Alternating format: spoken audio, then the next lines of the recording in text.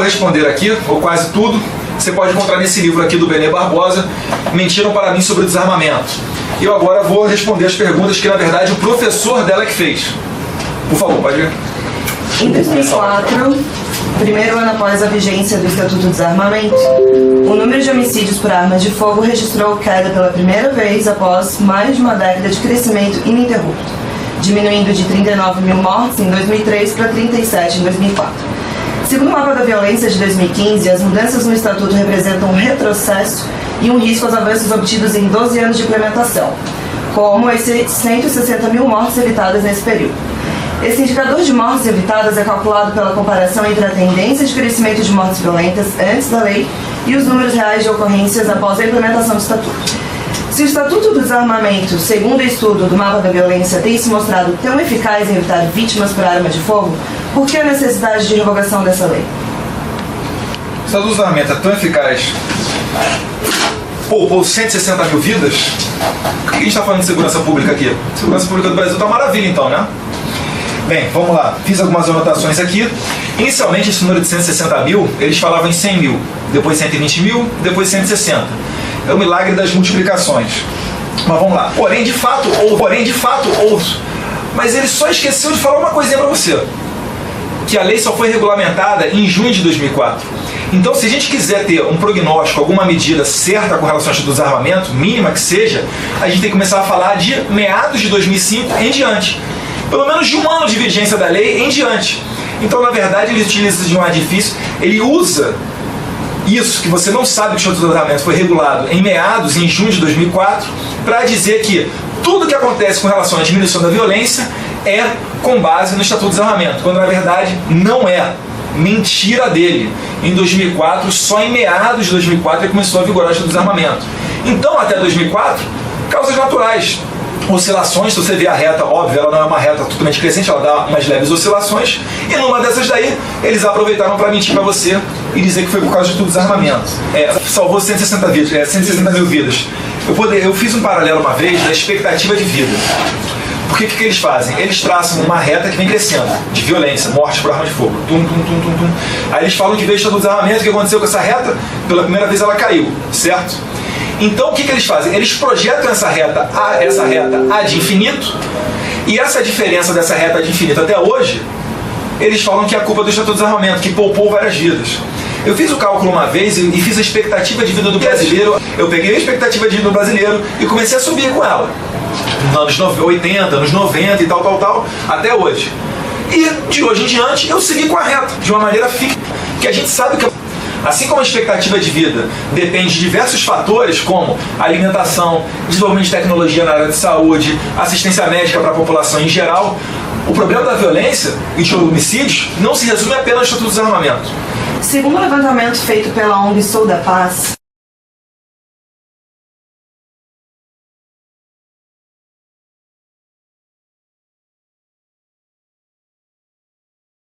cerca de 40 deputados titulares da Comissão Especial incumbida de analisar o projeto de lei 3722 foram financiados por empresas de armas e munições. O senhor acha que existiram interesses paralelos na aprovação dessa lei? A aprovação de uma lei que visa assegurar o porte de arma para o maior número possível de categorias, como deputados e senadores, não teria óbvios propósitos comerciais? Eu acredito o seguinte, o nosso erro que eu digo da comissão, foi querer ter sido moderado. Porque inicialmente estava previsto advogados, vereadores, prefeitos, o maior número de pessoas possíveis sim, para que o maior número de pessoas tivessem direito à legítima defesa. Eu fiz a minha campanha com 52 mil reais. Eu só ando armado. Eu recusei dinheiro da indústria das armas. Mas não para achar antiético, etc. Até porque se eu tivesse aceito, isso aí teria na minha prestação de contas. E é por isso que eles sabem que parte da bancada ali recebeu o dinheiro das armas. Eu não aceitei por quê? Para eu ficar independente e livre, especialmente nesse momento, para chegar na cara de pessoas como essas, que tentam jogar para cima de mim a pecha de que recebeu o dinheiro das armas de fogo, e dizer na cara deles que eu defendo isso por ideologia, porque eu acredito que é certo, porque eu já utilizei minha arma 2 vezes e nunca entrei numa estatística dessa, com certeza, porque foram fatos que não foram registrados numa delegacia de polícia. Então, para esse tipo de pessoa, eu digo o seguinte: eles estão defendendo os direitos dos traficantes, dos latrocidas, dos homicidas, dos estupradores de mulheres.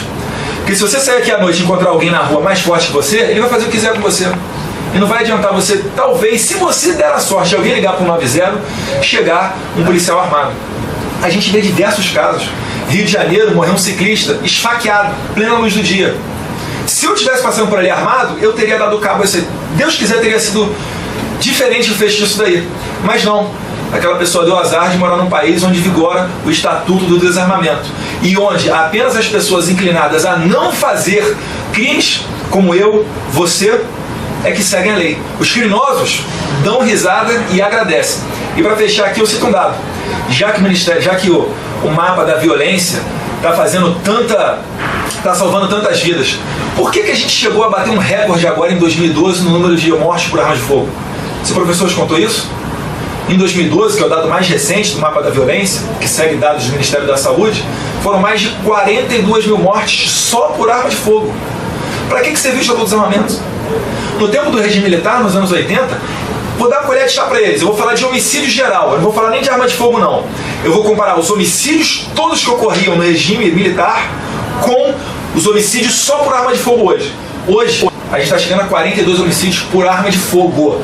Você pode traçar o paralelo com o crescimento populacional, você pode botar que a população dobrou.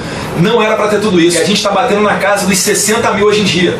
Então o seu professor, ele tem que parar de ser manipulador, porque o cidadão desarmado é cobaia do seu governo. O governo faz o que quer. A Venezuela, em 2012, proibiu totalmente a comercialização de armas de fogo em seu país. Vai lá ver como é que está a situação. La capital venezolana amaneció militarizada después de las protestas de ayer en contra del gobierno de Nicolás Maduro. Nuevas imágenes, más testimonios. En brazos, un día antes había escrito en su Facebook la siguiente cita: mamá, me fui a luchar por Venezuela, si no regreso, me iré con ella. Basil agonizante con un tiro en la cabeza es cargado por dos primos y en el asfalto con un tiro en la cabeza, disparando, y se le atribuye su muerte. De Redman solo existe una versión de dos motorizados. Caracas hoje, talvez o professor não tenha te dito, mas Caracas, a capital da Venezuela, hoje é a cidade mais violenta do mundo. Se a gente está reclamando aqui que a gente está tendo 27 homicídios para cada grupo de 100 mil habitantes, sabe quanto é que está em Caracas? 120. É mais do que 4 vezes mais do que a gente está tendo aqui. País desarmado. Quer outro dado? Universidade de Harvard. Nunca, de longe, a Universidade de Harvard não passa nem perto de ser conservadora. Altamente progressista. Muito mais pendente para o lado de pessoas como esse professor. A Universidade de Harvard fez uma pesquisa. Pegou 9 países europeus armamentistas e 9 desarmamentistas. Qual foi a conclusão? Todos têm índice de homicídio menor do que aqueles ditos desarmamentistas. Então é uma falácia isso daí. O mercado negro não vai parar. Se a gente quiser dar um cano nesse tipo de pessoa, a gente tem que botar, além do cidadão armado, para fazer esse tipo de pessoa pensar 2 vezes antes de estuprar uma mulher ou invadir a casa de alguém, controlar um pouquinho melhor as nossas fronteiras. Eu não vou ser hipócrita aqui de falar que a gente vai conseguir lacrar a nossa fronteira, não. Os Estados Unidos não conseguem lacrar ali o pouco mais de 4 mil quilômetros de fronteira seca que eles têm com o México. Quem dirá nós aqui com 17 mil quilômetros e 9 países vizinhos. Mas o raciocínio é mais ou menos por isso daí. O presidente do Conselho de Administração do Fórum Brasileiro de Segurança Pública, Renato de Lima, afirmou que, abre aspas, o policial que possui experiência e passou por um cargo de gestão é a favor do controle, pois sabe que é mais fácil trabalhar em um ambiente onde quem estiver armado é criminoso, podendo, portanto, ser detido e julgado. Liberar para todo mundo o porte de arma dificulta o trabalho da polícia. O senhor concorda com essa afirmação? Eu concordo.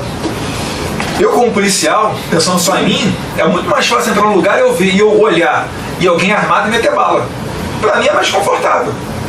Agora, se eu fizer isso, eu estou cortando o direito de todo cidadão de bem, de toda pessoa civil, etc., de não ter a sua arma e não ter o direito à sua autodefesa. Agora, para o policial, de fato é mais confortável. Se eu estivesse pensando só na polícia, né, é muito confortável para eu estar armado, eu estou seguro. Alguém entrar lá em casa, dou um tiro no teto, o cara não entra. E numa eventual operação policial, é só identificar ali no meio da confusão quem está armado e meter bala que, opa, estou resguardado, aquele ali é o criminoso. Então, para mim, de fato, é mais tranquilo. Agora, vamos pensar no Brasil como um todo? Vamos pensar nas 60 mil mortes, nas 50 mil mulheres estupradas por ano, daquelas que registram ocorrência, tá? Os chamados, você estudou direito, os chamados crimes de cifra negra, que são aqueles crimes que são pouco registrados pela polícia. porque a mulher é constrangimento para ela, com certeza numa delegacia, mesmo que seja a delegacia da mulher, imagino que seja constrangedor, né? Você ir ali numa situação dessa.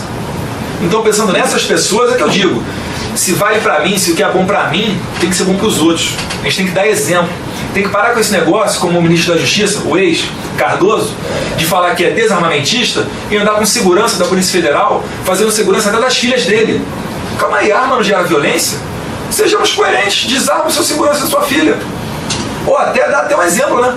Pega um ex-presidiário, pega um champinha da vida e bota para ser motorista da tua filha. Você não acredita em ressocialização? Que essas pessoas não tiveram uma oportunidade? Os senhores têm o poder da caneta, dê uma oportunidade para essas pessoas. Parar de hipocrisia, tá ok? E eu quero ver quando que eles vão começar a registrar dados do uso defensivo da arma de fogo. Que é aquele uso, por exemplo, a pessoa vai te enquadrar para entrar na tua casa junto contigo. Você mostrou a arma, ela saiu correndo. Isso aí não é registrado em lugar nenhum. Agora, se o vagabundo me dá tiro e eu morro, aí eu entro na estatística, porque é gerado um inquérito, são gerados vários termos e registros. E aí vão falar, 80% das pessoas que reagem a um assalto ou algum tipo de violência usando arma de fogo são mortas. É por isso que às vezes eu encontro pessoas na rua que perguntam pra mim, você não tem medo de andar armado não? Eu falei, não, eu tenho medo de andar desarmado. Porque o criminoso ele tá tão à vontade, mas tão à vontade, eu vou mostrar um vídeo pra você depois. Um criminoso entrando na casa de um policial civil. O policial civil entrou em casa com um carro, é um caso só, entrou em casa com um carro, na garagem. O criminoso ele vem andando, ele vem quicando, naquela malandragem dele, né? Com a arma na mão. Porque ele tem certeza que ele dá o cordeirinho, esperando pra ele, só se dá bem. Se deu mal. Nesse caso aí, em Salvo Engano, em Minas Gerais, o policial saiu, deu tiro nele, botou 3 pra correr. 3. E graças a Deus esse vagabundo tombou e não vai roubar mais ninguém na vida dele. Parabéns ao policial civil. Eu me dei bem utilizando arma de fogo, então todo mundo vai se dar bem. Não, eu procuro até evitar um discurso apaixonado, porque se eu quisesse apelar aqui, eu ia mostrar um monte de mulher estuprada, genitália desconfigurada e etc. Casos concretos, inclusive aqui, né, com funcionários aqui da Câmara, etc. Poderia para tentar te comover. Mas eu não vou te dar essa rasteira não, eu vou na racionalidade, vou com dados aqui, contra-argumentar e mostrar que o seu professor está mentindo para você. No mapa da violência de 2015, a faixa etária mais atingida por homicídios com armas de fogo é entre 15 e 29 anos. O projeto de lei do deputado Peninha pretende diminuir a idade mínima para a compra de armas de fogo de 25 para 21 anos. Quais são as justificativas para acreditarmos que um jovem de 21 anos teria discernimento suficiente para adquirir uma arma de fogo e usá-la com responsabilidade? Vou traçar 2 paralelos. Você conhece um país chamado Uganda? Sim. Sabia que lá não existe arma de fogo? Sabia que lá as pessoas se matam utilizando cuchillo, né? Faca? Incrível como é que as pessoas utilizam faca lá para matar. Vou te dar uma chance. Você acha que lá em Uganda morrem mais pessoas de que faixa etária? De 15 a 29 também. Porque isso daí é apelativo. Você vai pensar no jovem, coitado, ceifando a vida tão cedo. Mas a gente pode proibir até pedra, faca, arma de fogo. O jovem, pela sua inexperiência, por toda a sua vontade que ele tem, ele vai continuar sendo o que mais vai cometer homicídios. A cidade de faixa etária vai continuar sendo o lugar inteiro do mundo. Pode pegar países armamentistas, desarmamentistas, qualquer um que for. Essa é uma tendência natural. Então vamos lá. Além de traçar esse paralelo, você falou em reduzir para 21 anos. Eu tenho 31, mas se eu tivesse 21 anos, eu poderia ser ministro da Defesa, ter 300 mil homens armados ao meu comando, mas eu poderia usar uma pistola. Eu poderia também traçar aquele paralelo, muitas pessoas não gostam, mas eu tenho que falar, com carro. Eu não vejo quando, por exemplo, o governo começou a editar medidas para incentivar, estimular, aquecer a indústria automobilística, como a redução do IPI, eu não vi ninguém falando, meu Deus, mas vai aumentar o número de carros na rua, vai aumentar o número de mortes. Porque carros matam muito mais que armas de fogo. Arma de fogo, 42 mil. Carros, acidente de carro, está na faixa de 60 mil mortes por ano. Então, na verdade, é sair desse discurso desapaixonado. A pessoa, ela tem discernimento para fazer o que ela bem entender com ou menos de 21 anos de idade. Quantos moleques de 15, 16 anos não estão roubando com uma arma daí, na rua? E você vai dizer que eles não sabem o que eles estão fazendo? É óbvio que eles sabem. Você acha que reduzir para 21, dando direito à pessoa a ter uma arma de fogo ou um carro, Você acha que isso aí é que vai influenciar na violência? Eu acredito que não. Eu acredito que as pessoas têm que ter responsabilidade. E como eu disse, independente do país ser armamentista ou desarmamentista, ou seja lá o que for, inevitavelmente, essa faixa da juventude é a que mais vai incorrer em homicídios. Isso aí é uma característica natural e não das armas de fogo. Dados da Organização das Nações Unidas mostram que, no mundo, as armas de fogo são responsáveis por 40% dos homicídios. Já no Brasil, as armas de fogo são responsáveis por 71% dos casos. Por que então armar ainda mais os brasileiros? E não para de crescer. Dados do mapa da violência, embasados no Ministério da Saúde, mostram que batemos um recorde em 2012, que é o dado mais recente que nós temos. Mais de 42 mil mortes por arma de fogo. Por que não voltar a como era antes, quando os índices de mortes por arma de fogo eram menores, e armar o cidadão de bem, aquele que não está inclinado a cometer um homicídio? Eu pergunto, por que desarmar? E não por que armar? A ONU, ela foi criada, né, saiu da Liga das Nações, criada a ONU, no final dos anos 40. A primeira missão de paz da ONU, isso eles não contam, né? No Oriente Médio. Eles foram, de certa maneira, coerentes. Foram lá desarmados. Viraram chacota. Sabe o que eles fizeram? Os soldados voltaram para suas bases, se armaram e aí foram cumprir uma missão de paz de verdade. ONU, você não quer a paz? Desarme-se. Dá o exemplo. Mas isso daí é óbvio. É muito bonito falar, o jovem morre, mas é claro que vai continuar morrendo o jovem. Agora, eu quero ver eles falarem, relacionar os estudos do... Nos Estados Unidos tem vários estados que promoveram leis machistas com relação às armas de fogo e que depois aumentaram a criminalidade. E o contrário também. Estados começaram a permitir o porte oculto de arma de fogo, ou o porte, né, ou a posse dentro de casa, e diminuíram, reduziram a criminalidade. O pessoal costuma dizer que os Estados Unidos vive uma onda de desarmamento, só porque o Obama, né, às vezes, ele tenta se aventurar nisso daí, mas nunca vai conseguir, por dois motivos. Primeiro, o americano é um povo que não é burro, é um povo que pensa nele. O americano tem que dar o braço a torcer, são patriotas. Na segunda emenda da Constituição americana, você sabe disso, é a Constituição escrita mais curta do mundo, tem em torno de 13 artigos, se não me engano. Ela sofreu, vou chutar aqui, umas 20 emendas durante toda a sua história, durante quase 3 séculos, 2 séculos e pouco. A segunda emenda dela, super rígida, difícil de você mudar a Constituição norte-americana, fala exatamente com relação a isso. A você ter o direito de ter armas de fogo para formar milícias e não deixar que o governo, o Estado, te subjugue, que é o que está ocorrendo hoje com a Venezuela. Uma outra coisa também que ele não vai contar para você.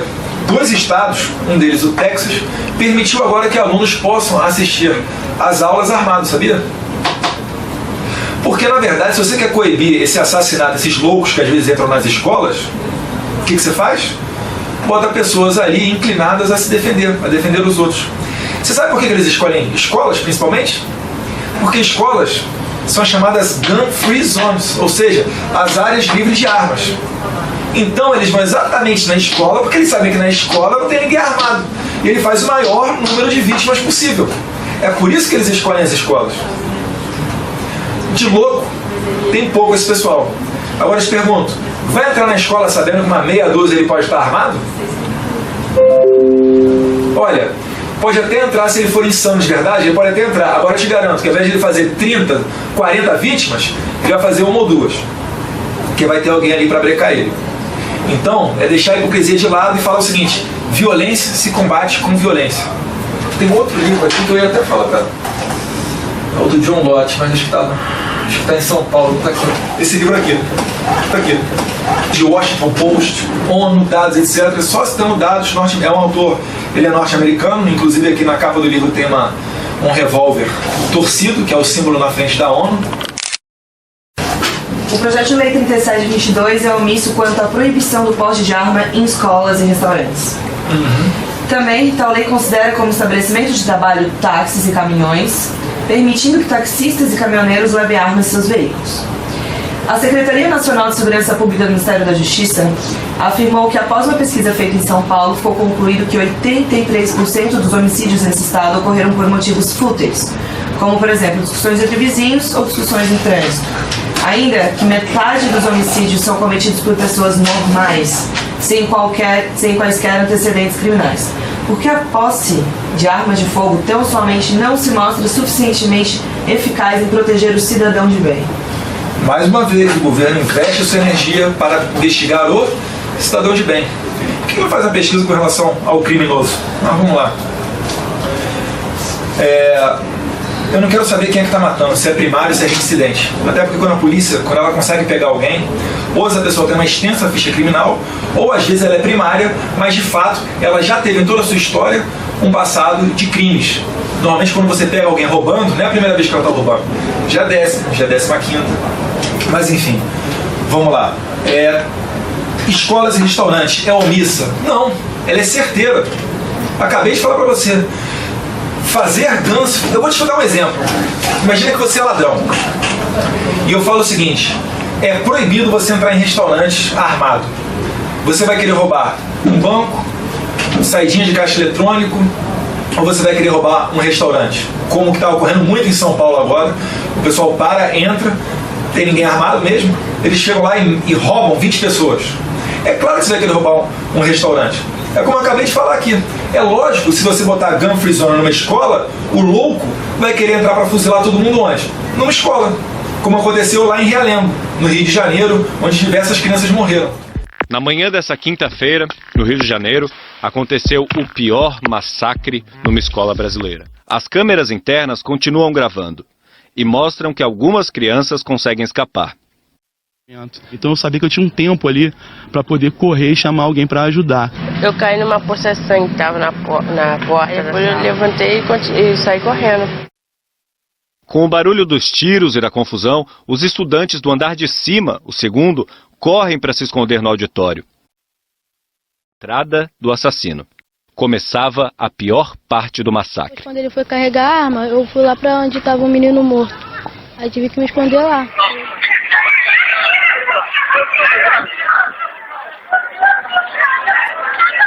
O policial sobe para o primeiro andar. Na escada, ele avista o assassino e atira. Ele apontou a arma em minha direção, eu efetuei o disparo antes que ele conseguisse atirar. Atingiu a perna? Atingiu o abdômen dele. Aquele louco com uma arma. Esqueceram de avisar isso também dos seus professores, que armas não se compram numa loja, arma do crime. Entrou lá e matou N crianças. E ele poderia ter matado mais. Só não matou porque deu a sorte de uma das crianças conseguir fugir, avisar o policial que estava passando, o policial entrou e matou o vagabundo. Matou não, ele alvejou o cara, acho que o cara se matou depois, mas enfim. Esse aí não mata mais ninguém. Entendeu? Essa situação das gun free zones, as pessoas têm que pensar, pensa no cabeça do criminoso. Eu acho que não é difícil se colocar no lugar dele, do ladrão, para você conseguir fazer esse tipo de coisa. É por isso que, por exemplo, em Chicago e em outros estados aqui nos Estados Unidos, outras cidades, onde foi permitido o uso de arma de fogo, em casa, por exemplo, ou até em lugares como o Texas fez, revogou as gun free zones em universidades, é óbvio que nesses locais a criminalidade vai diminuir.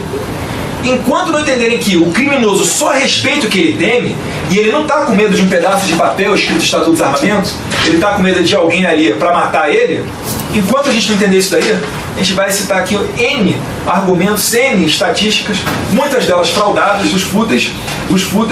Eu posso adiantar um pouquinho. Não sei se é casada, mas já namorou na vida, provavelmente. Já morou com seus pais, se não mora hoje em dia ainda, não sei. Mas enfim, você já discutiu com seus pais, discutiu? Já discutiu com o namorado? Você pegou uma faca e matou eles? Mas você tinha uma faca em casa. Está respondida a sua pergunta. Eu já fui juntado na rua. Era bem moleque. Voltei em casa para ver como é que estava, dei um olho roxo. Sem entrar no mérito. Mas voltei em casa. Eu sempre tive arma em casa. Meus pais sempre tiveram arma em casa. Eu era menor de idade ainda. Eu estava com a raiva que eu estava socando a parede. Mas não peguei a arma. Voltei lá para a rua. Enfim. E desfechou a história ali sem dar tiro em ninguém. Isso, menor de idade. Por quê? Porque eu fui criado sabendo das minhas responsabilidades. E não com a política frouxa que tem as crianças hoje em dia. Onde o pai não pode nem dar uma palmada na criança. Onde ano passado a gente estava aprovando aqui na Comissão de Relações Exteriores o princípio do interesse maior da criança, um tratado internacional. Para quê? Para dizer que você tem que ouvir a criança. E dane-se a autoridade dos pais. Isso aí vai se refletir no quê? A criança pode tudo, não tem dever nenhum. Então, se eu tomar uma nota baixa na escola, a culpa é de quem? É do professor. Posso sentar a porra do professor. E aí a gente vai continuando com outras crises de autoridade, como é da polícia. Hoje em dia não é difícil você jogar no YouTube e ver a polícia prendendo um criminoso e as pessoas tentando ir lá resgatar o criminoso. Porque sabe que o policial, coitado, se der um tiro, vai aparecer um monte de gente igual o seu professor para defender aquela pessoa. Quando na verdade tinha que dar uma medalha para o policial. Coitado, já recebe um salário tão baixo e ainda tem que lidar com uma pica de pessoas de direitos humanos que não estão nem aí. Quando o policial morre, nunca vi chegar lá e falar: não, você tem direito à assistência jurídica. Não, pô, viúva, vem cá, vamos conversar. Tem filhas, tem direito à pensão. Vamos por esse caminho, tem a defensoria, tem comitê especial aqui no Ministério da Justiça ou na Assembleia Legislativa. Duvido. Se tiver, é exceção. Então é mais ou menos essa política que eu quero seguir. Enquanto não me convencerem de que a pessoa, quando me convencerem que a pessoa desarmada pode colocar fim instantaneamente à violência, quando me convencerem disso, aí eu viro desarmamentista. Até agora, nunca me convenceram. Mas nessa questão do desarmamento, ainda tem essa ideia de que armas geram morte. Isso deve a um bombardeio que a gente sofre diariamente. Se você ligar em qualquer telejornal, o que vai falar? Não, disparo de arma de fogo, não, a arma matou fulano de tal. Parece até que a arma foi sozinha ali, sozinha, foi voando e fuzilou e matou 3, né? Na verdade, tinha uma pessoa por trás daquela arma. Mas, todos os dias, você colhe informação dessa, informação dessa, informação dessa, informação dessa, informação dessa. Se você não parar para buscar um pouquinho de informação, dados, estatística, o seu senso comum vai se curvar a entender que a arma de fogo geralmente gera violência. Você vai ver a pessoa morta, vê uma arma de fogo do lado, ou na chamada lá do Jornal Nacional, o William Bonner vai falar alguma coisa com relação à morte, aparece um revólver aqui, dando um tiro, um vidro quebrado, etc. Então isso aí faz com que nós tenhamos essa síndrome de cordeiro. Até porque a maioria dos jornalistas, e você faz humanos, faz direito, sabe disso, é voltada para a área de esquerda, é voltada para a ideologia de esquerda. Eu fiz direito na FRJ. Eu já vi diversos deputados passando pela conta a hora complementar para você ter que se informar. Alexandre Molon, Mink e vários outros, todos eles desarmamentistas. Em que pese ter a facilidade de ter um aluno ali estudando, que nunca o chamaram para lá. Para quê? Para não dar voz ao outro lado. Essa é a democracia deles. Ou é do nosso jeito ou a gente mela. E é por isso que a gente continua até hoje colhendo os frutos disso. Isso vai acabar desembocando, eu sei que é outro tema, mas em socialismo. A gente está aqui discutindo coisas que o mundo experimentou, desenvolvidas há 2 séculos atrás, e a gente está aqui atrasado com relação a isso. Guerra Fria acabou, entre aspas, né? União Soviética, a maior potência, em 1991, teve a sua decadência. Mas se você entrar hoje no site no Facebook do PCdoB, você vai encontrar lá pessoas que fazem viagens à Coreia do Norte e retornam aqui para palestrar. O que você espera de jovens formados com essa cabeça? Nosso país. Parabéns para vocês por darem um mínimo de espaço a uma voz contrária a isso tudo. Se quiserem me chamar para o debate, esse aqui eu acho que é o debate que eu fico mais confortável em falar, é desarmamento. É porque eu gosto, é porque eu odeio, é porque eu sou policial, é porque eu ando armado. Não me acho o rei das galáxias porque eu ando armado. Enfim, gostaria de não andar, mas na sociedade que a gente vive hoje em dia faz-se necessário. Perfeito? Desculpa alugar vocês por tanto tempo.